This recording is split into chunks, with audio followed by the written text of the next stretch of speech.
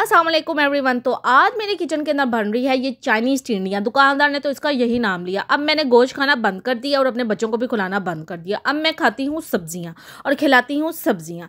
तो जनाबे वाली एक दिन मैंने बैठे बैठाए अपने अब्बू को फ़ोन किया। अब्बू से कहा अब्बू मेरा शक्करकंदी खाने को बहुत दिल कर रहा है, लेकिन मेरे अब्बू ने यह बात बहुत दिल पर ले ली और इतनी दिल पर ली कि मेरे अब्बू ने मुझे लातदाद इसकी शक्करकंदी भेज दी और सिंघाड़े भेज दिए। जैसे कि मेरे अब्बू को लगा कि शायद मैं कोई कारोबार या रेहड़ी लगाने लगी हूँ। शक्करकंदी की रेहड़ी पड़ी होती है इतनी कि मेरे प्रेशर का अच्छा भला साइज़ है और ये फुल बढ़ गया था। और मैं सोची थी क्या मैंने अपने गले मुसीबत डाली है, इससे बेहतर 200 रुपये की ना रेहड़ी पर से जाकर खा लेती। तो अब मैं जो जितने काम कर रही हूँ मेरे तो जोर दर्द होंगे, फिर बाद के अंदर जो 200 रुपये दवाई पर लगाना वो 200 रुपये बाज़ार से जाकर खा लेती, वो ज़्यादा बेहतर रहना था।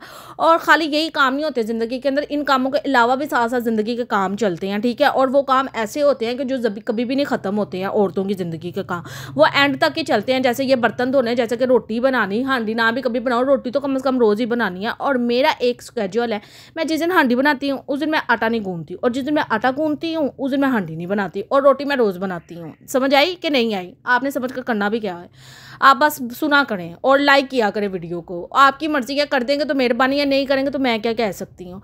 और यहाँ पर मैं काम कर रही हूँ और सर्दियों में इंसान ज़्यादा आटा गूंथता है। यार ये आटे की भी फुटीक मुझे समझ में नहीं आती है। जब इंसान नहीं ना गूंथता उस दिन रोटी भी ख़त्म हो जाती है और उस दिन आटा भी ख़त्म हो जाता है। पता नहीं ऐसा क्यों होता है। लेकिन मैंने एक चीज़ देखी है, कम चीज़ों के अंदर ना बरकत है। नहीं, ज़्यादा कम चीज़ों के अंदर मतलब बरकत उस लिहाज से है कि अब ये जिस तरह शक्करकंदी इतनी ढेर सारी आई हुई है, बंदे का देख कर ही दिल बस हो जाता है। और कम चीज़ है ना वो खाई भी जाती है, शुक्र अल्हम्दुलिल्लाह भी बोला जाता है, टेस्ट भी मुंह के अंदर रह जाता है और इंसान का दिल भी करता है अगली दफ़ा खाने को। ऐसा ही है, ऐसा ही है बिल्कुल। मैं जो कहती हूँ ना ठीक कहती हूँ, आपने मेरी बात पर अमल करना, मेरा तजर्बा है।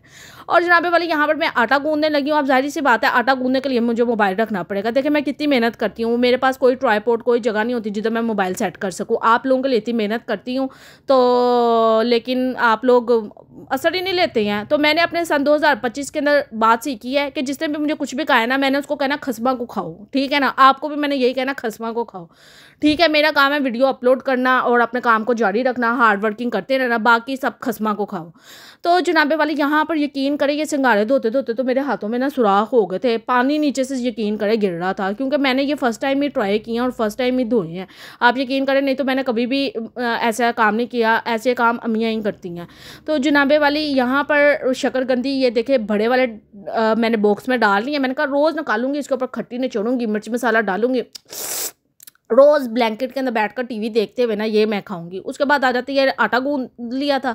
उसके बाद जाहिर सी बात है रोटी तो पकानी है, फिर मैंने रोटियां बनाई। उसके बाद मैं सोच रही थी यार हमारे हस्बैंड उनको ना हमारे किचन के अंदर कैमरा लगाना चाहिए ताकि उनको पता चले हम कितने काम करते हैं। और मेरा किचन भी थोड़ा सा दूर है, मतलब कि मेरे बच्चे कमरे के अंदर रो रहे होते थे समटाइम जब छोटे होते थे, तो मुझे उन बेचारों की आवाज़ ही नहीं आती होती थी कि मतलब कमरा और किचन में इतना फासला है, इस तरतीब का है कि नहीं आती आवाज़।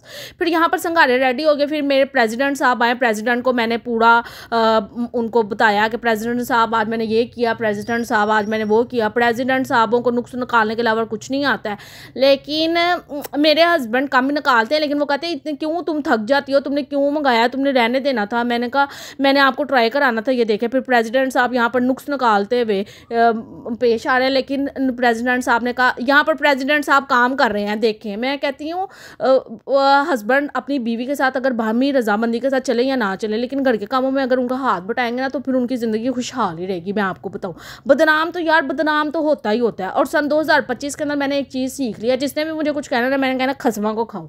और पहले मैं रोती रहती थी किसी ने मुझे कुछ कह दिया है, ठीक है ना।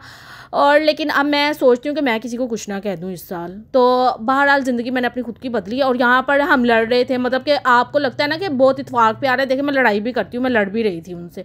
और उसके बाद मैंने अपने बच्चों को गर्मा गर्म दूध वाली सेवइयाँ बनाकर दी, मीठी सी, और बहुत मज़े की बनती है। ये चस्के मैं खुद भी लगाती हूँ और अपने बच्चों को भी करवाती हूँ, क्योंकि मेरे हस्बैंड जो है ना वो इतने फूडी नहीं है, मैं थोड़ी सी फूडी हूँ, खाती ज़रूर कम हूँ मैं, मेरे से ज़्यादा खाना खाया ही नहीं जाता। तो मिलते हैं नेक्स्ट व्लॉग में, तब तक के लिए खुदा हाफिज़। तो वीडियो अगर अच्छी लगी हो तो प्लीज़ मेरे चैनल को लाइक शेयर सब्सक्राइब कर दें। रब राखा, मिलते हैं नेक्स्ट वीडियो।